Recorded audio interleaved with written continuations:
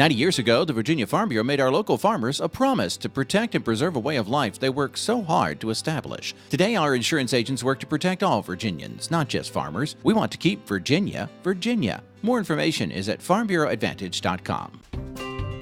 Would you like to put your business in front of rural America and the ag community every week? We have sponsorship opportunities available that will do just that. Get in touch with us to hatch a new plan. Hi everybody, welcome to Virginia Farming. I'm Amy Rocher. This week we travel to Gordonsville and talk to author Audrey Levatino about her book, Woman Powered Farm. Then Chris Mullins has tips on growing cole crops from the ground up.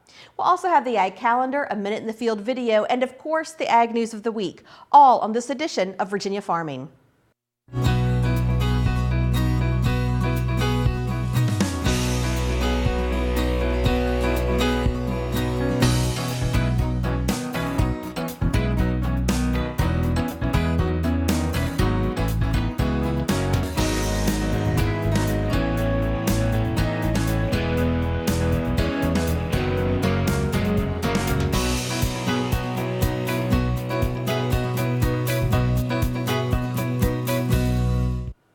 The USDA has issued primary disaster designations for the city of Suffolk and Greensville County due to damage and losses caused by excessive rain that occurred from September through December of last year. Farmers in those areas may now apply for emergency loan assistance from the USDA's Farm Service Agency as long as they meet eligibility requirements. Contiguous disaster areas include Brunswick, Dinwiddie, Isle of Wight, Southampton, and Sussex counties, and the cities of Chesapeake, Emporia, Hampton, Newport News, and Portsmouth. Local FSA offices can provide affected farmers with additional information. Donna Music of Washington County has been named Virginia's Agriculture in the Classroom Teacher of the Year. The award recognizes efforts by a teacher to incorporate agriculture into his or her core curriculum. Music teaches math and science to 6th graders at Damascus Middle School. She's created an agriculture dictionary and organizes special agriculture-themed days like Ag Sighting Fridays in her classroom. Her students explore life cycles, economics, and career and project planning through her agricultural emphasis. And she's created her school's Opportunity Ag program, which has included incubating eggs and raising Angus calves. A teacher for 20 years, Music represents the Virginia AITC program as a facilitator at teacher conferences in her region and at the National AITC Conference. She lives on a beef cattle farm with her husband Tom and 2 nieces. Well, the expansion phase in the beef industry is very different from those of recent decades. Producing quality beef helps win demand and dollars. Bob Severa has more. Don't be a Chicken Little. That's CattleFax's advice to producers when it comes to cattle prices. And really, every single expansion we went through in the 80s, 90s, and the limited one we had in the 2000s came as demand was declining. This is the first time we have an opportunity to expand the beef cow herd in an increasing demand environment. Really the first time since the 70s. And that's a little foreign to producers. A lot of us don't remember what happened in the 70s. And so reminding them that, yeah, prices are going to make a correction, but that doesn't mean that the sky's falling. We don't need to be Chicken Little. We don't need to panic. What we need to do is look for the opportunity that's there. Much has changed since the last expansion phase, and that bodes well for everyone in the beef community. We're producing the highest quality grade that we have since the early 90s. And one of our big focuses as a beef industry today is who's that next consumer? Who's that next generation beef consumer? And today it's the millennials. Well, if you think about a millennial being born from 1980 to the mid-90s, that means that they're sitting here today eating the highest quality beef that they've ever had in their lifetime. And that presents a lot of great demand opportunities for us going forward. And what if all cattlemen and women aim for even higher quality? Even better for the future, says Lance Zimmerman. We're not going to saturate the high quality market. I don't think that's possible. What it's going to do is it's going to buy us more opportunities. It's going to give us a consumer that's going to be more willing to pay at a price point that's $5, $6 a pound, where maybe in the past they'd have balked at that because we didn't have the quality return that necessitated paying that higher price. This is a case where success begets success, he says. I'm Bob Cervera. Thanks, Bob. And speaking of expansion, the USDA will begin offering farm ownership microloans, creating a new financing avenue for farmers to buy and improve property. These microloans will be especially helpful to beginning or underserved farmers, U.S. veterans looking for a career in farming, and those who have small and mid-sized farming operations. The microloan program has been hugely successful in the last 2 years, helping farmers with operating costs such as feed, fertilizer, tools, fencing, equipment, and living expenses. Now, microloans will be available to also help with farm land and building purchases and soil and water conservation improvements. FSA designed the expanded program to simplify the application process, expand eligibility requirements, and expedite smaller real estate loans to help farmers strengthen the operations. To learn more about the FSA microloan program, visit the web address on your screen. Well, Virginia farmer Audrey Levatino has written a book, Woman Powered Farm, and it reads much like a manual for a self-sufficient lifestyle. We'll talk to Audrey next on Ag Insights.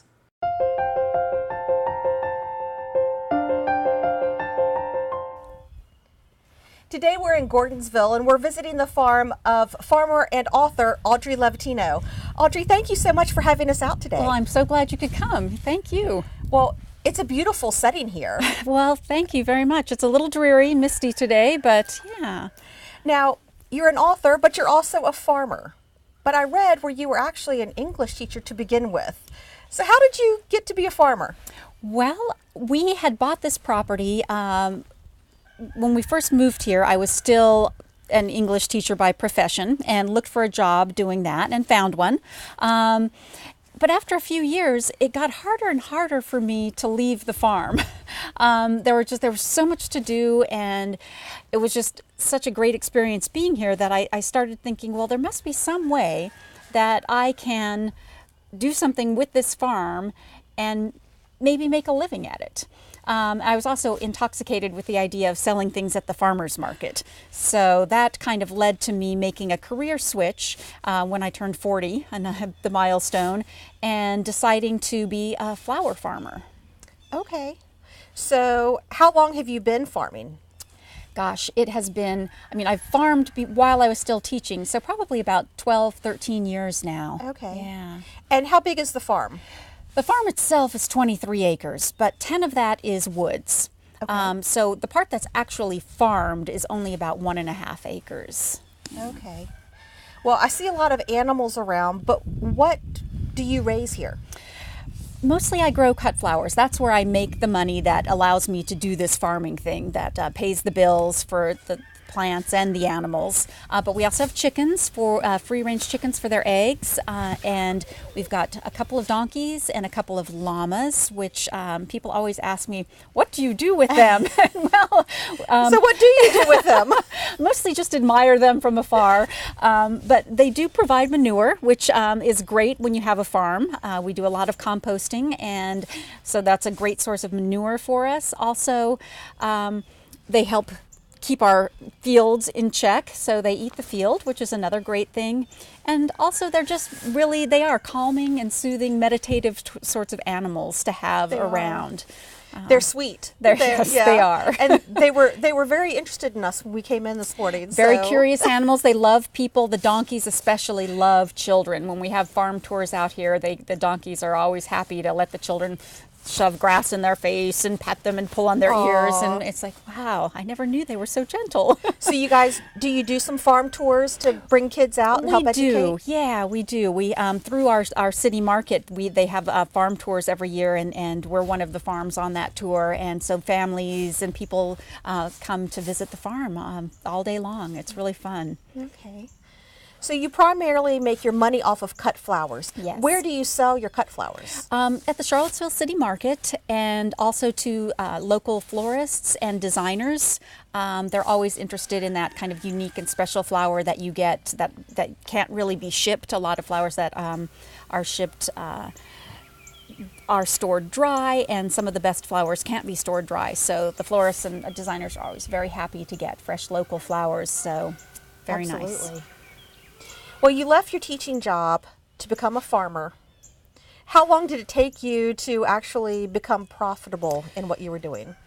That's a good question. Sometimes I feel like I'm still not profitable, even though I'm able to pay my bills and a little bit more than that. Probably about 3 years till I really was making this business sustainable on its own and having enough money left over to help pay other bills around the farm and the house. So during those years, you probably had a big learning curve. Is that what prompted you to write your book? Your book is called The Woman-Powered Farm, first of all, which I think is a great title. So were you prompted to write this book because of your learning curves? That was certainly one of the motivations. Thinking about my trial and error process, and then being asked by other women that I would run into, and they would say, wow, I would really love to do what you're doing. How did you get into it, and what does it entail?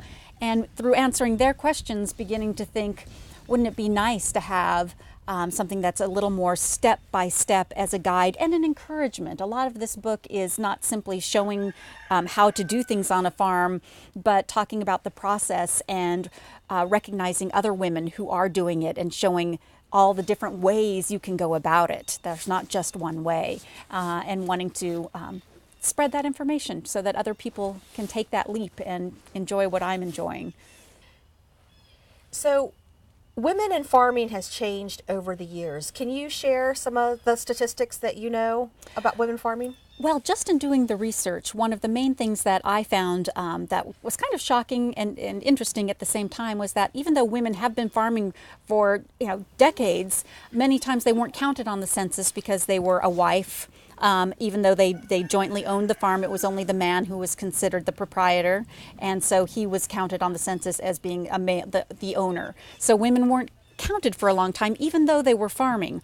Another thing to take into consideration is a lot of the women that are farming now don't consider themselves farmers, and they aren't necessarily farmers in the big agricultural sense of the word. They're more artisan or specialty farmers, so they don't count on the census or don't fill in a census, in that sense. Right. But the number of women farmers has increased year by year. Right now, they are responsible for, just small women farmers, for about 30% of our food that we eat in this country. That's amazing. So it is. It's really, it's fascinating too, because they're small niche markets. It's not huge, like I said, it's not big ag, it's small farms. Sure. And big ag is important. I don't want to by any means say that it's not, but it's just fascinating to me that these small farmers are making such a big difference. And that's urban farming, which often doesn't get counted. Right. And home farming, where a woman just starts growing for her family and then starts selling at a market. Lots of different ways that which it works. Which is kind of what you did. You had Right. the interest, you started, and you're like, well, I could probably make some money doing this. Let's give it a shot. Right. Now, do you operate your farm by yourself? Is it just you that operates your It is just acreage? me. I have some help. My husband, although he has a full-time job off farm, which pays our mortgage and is a vital part of keeping this a sustainable operation, he does help me with getting new beds set up whenever I have, there are a lot of tasks that can't be done by one person. So when I need that double person, 2 people job, he's really there to help me out. And I couldn't do it without him, definitely. I would say that. Right. But your book is written for women who may need to do things by themselves. Yes. Tell our viewers a little bit about what's in your book. I know there's things like felling trees, Right. even operating a chainsaw. Mm-hmm. Give us an idea of some other things that are in your book. And those are things that, yes, you can do on your own. I still personally, if I'm going to operate the chainsaw, I don't do it when I'm by myself. Right. Because anytime you're using power equipment, I think it's a good idea to have someone there, or at least someone that knows that you're out there doing it. Right, exactly. So there are step-by-step instructions, and the chainsaw is probably one of the most intimidating tools on the farm, but it's a necessary one. But once you do it a few times, Sure. you get more confident, and you don't have to go out and do it all the time. But it makes you feel good to conquer something like that. Definitely. Well, sure, I can Definitely. operate a chainsaw. I can do Right, that. And right. building fences. I mean, that's Yes. such an important part of the farm when you've got to rope things off from animals or just to differentiate from the different crops. Yes. And you teach that in your book as well. Right. Building a fence is, you've got to have fencing if you have a farm. And even if you're in the city, there's going to be some sort of fence that you're going to need to build. And our fences, as you can see, are mostly the kind, just the T-posts and wire. And it just takes time is the main thing. Is don't get frustrated. And give yourself enough time, have all of your materials with you and ready so you're not running back and forth to get things. Right. And be patient with yourself, and it'll happen. Is there a story or an excerpt from the book that is one of your favorites? That's a great question. I think about that a lot, and there are many different parts of it that I love. I think, well, one of the parts that is always dear to my heart is the name of our farm. Ted's Last Stand gets a lot of comments wondering, who's Ted? And it's not my husband, as many people think. It's actually the name of our rooster. When we first moved here, the couple that had lived here before left behind a little white rooster and a little white hen. And they were so cute. We'd never had chickens before, so I named them Ted and Bev. And Bev used to fly up into the tree at night to roost, and Ted would sleep on our porch. Well, he was just a southern gentleman. I would feed them grapes, and cut grapes in half, and Ted would take one half out of my hand and give it to Bev, turn and give it to little Bev, and then he'd come around and get one for himself. He was my the goodness. sweetest rooster. I thought roosters were mean. Well, not Ted. Not Ted. And he would guard her when she laid her eggs. Well, anyway, sadly, because we didn't know what we were doing, about 3 weeks after we had moved in, there was no Ted in the morning on the porch, no crow in the morning, and we found some feathers leading off towards the woods, and we assumed that a fox got him. So at that time, we started thinking about naming our farm, and that was one of the things I threw out. Oh, what about Ted's Last Stand? And Michael said, that's great, let's do it. So we've memorialized Ted. Ted the rooster on your shirt. And, That's great. And he just kind of reminds us of all the qualities that we want to bring to our business, to being kind, thinking of others first, taking care of things, sharing everything sharing what you have and what you know, and just community. So it's just a nice way to kind of keep those values in mind. What's been the response to your book? Well, locally, it's been great. The book hasn't been out that long, but just from the sales that we've had at our farmers market, I can say I've gotten really positive responses. Of course, these are all people who know me and are my regular customers, and they're very excited and happy to have the book. But it's available everywhere, and I'm really looking forward to getting the responses from people all over the country to find out what other women think about the book. Well, we mentioned responses. If people want to contact you to talk about the book or whatever, where do they find you? So I have a website, and I also am on Facebook, and I'm happy for people to contact me through either one of those, and that would be Ted's Last Stand at gmail.com, or just Ted's Last Stand. You can search for that on Facebook. Well, if our viewers are interested in purchasing a copy of your book, where should they go? Well, I always say shop local first. If you can go to your local bookstore, they should have a copy. I know in Charlottesville and in Richmond, they have copies. In most bookstores, you should be able to order it from your local bookstore. If not, available online at Amazon and Barnes & Noble. And yeah, those are the main venues. So you can pretty much get it anywhere. It's also kind of exciting, I found out, going to be available in all of the airport bookstores. So if you're traveling and you don't want just that next novel, pick up The Woman-Powered Farm. Wow. Yeah. That's amazing. So. Well, it makes me proud that you're a Virginian.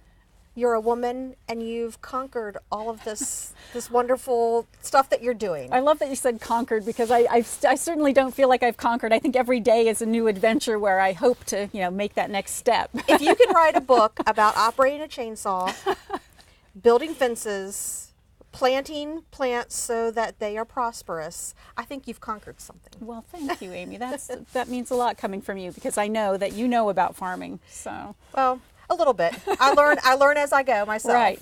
So, Audrey, thank you so much for having us out here today. It's a beautiful farm, and I really enjoyed talking with you. Well, thank you. We'll be right back.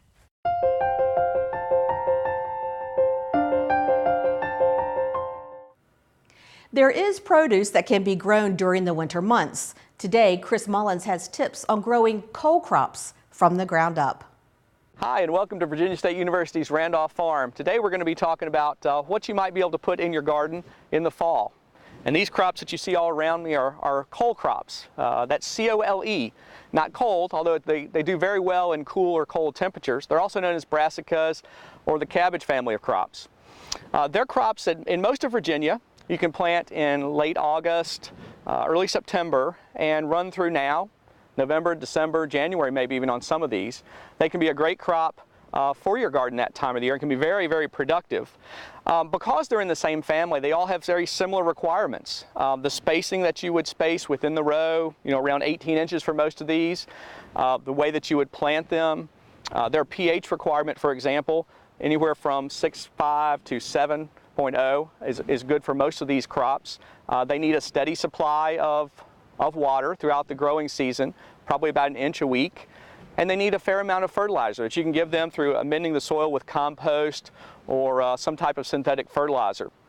And what we're talking about here is kale, cabbage, maybe broccoli, Brussels sprouts, collard greens, those type of crops. Now these crops can be transplanted or they can be direct seeded. Some of the crops that you see behind us were transplanted. Little seeds were put in pots and made transplants to go in the ground. Others were direct seeded. And what you might use for something like this, if you had a long row, would be a seeder like this, a push planter that you would use to go down and seed put the seeds in the ground, make nice long rows if you had a big enough garden. And also transplants like you see here. If you've got a greenhouse or the ability to buy these, most of these crops do very well transplanted. Now there are some insect problems with some of these crops, harlequin bugs, cabbage loopers, and you can spray some kind of safe chemicals like BT, but you can also cover these with row covers early on and keep the insects out. You're really excluding the insects. Well, these are collards, and this is a really nice patch of collards. The thing about them is you plant them in August, and they will get a nice light frost on them, and a lot of people say they even taste better once they've had that. So a fall planting of these is probably a little bit better than a spring planting. We've also got some broccoli here. Now this is a great crop. People will also eat the greens of the broccoli, but really you're trying to get the head here that you see. And you know it's ready to harvest when these buds are starting to get tight. If they start to bloom, then you've gone a little bit too mature, so try to get them as they're swelling and just before they open up. Well, cabbage is another one, like collard greens and kale, that's pretty cold hardy. It can withstand light frosts. People are always asking, when is it ready to harvest? And if you look at this one right here to my left, it's not quite ready to go. This one in front of me looks like it's ready, and if you feel it, it's nice and firm, so this one's ready to be harvested and ready to be eaten. And then we've got kale. This is another great crop. People think of it as a superfood. They love it in salads and smoothies. Even deer love it. And sometimes it's hard to find seed, in fact, because so many people are growing it. Well, for all these cole crops, if you'd like more information, please contact your local county extension office. For From the Ground Up, I'm Chris Mullins. We'll see you next time. Taking a look at the ag calendar, a Farming Leaders Conference is slated for Saturday, March 19th at Blue Ridge Community College. This inaugural event focuses on communication and preparing our farm families to stand up for agriculture. There will be concentrated workshops focusing on communication style, modern communication issues, positive media interaction, and opportunities to hone your technique. Presenters include Dr. Alex White, Matt Lohr, Lauren Arbogast, Jesse Martin, and the Real Virginia Media Team. Registration is required and more information can be found at farmingleaders.com. That does it for our show. Thanks so much for watching and have a great week. I'm Amy Rocher for Virginia Farming.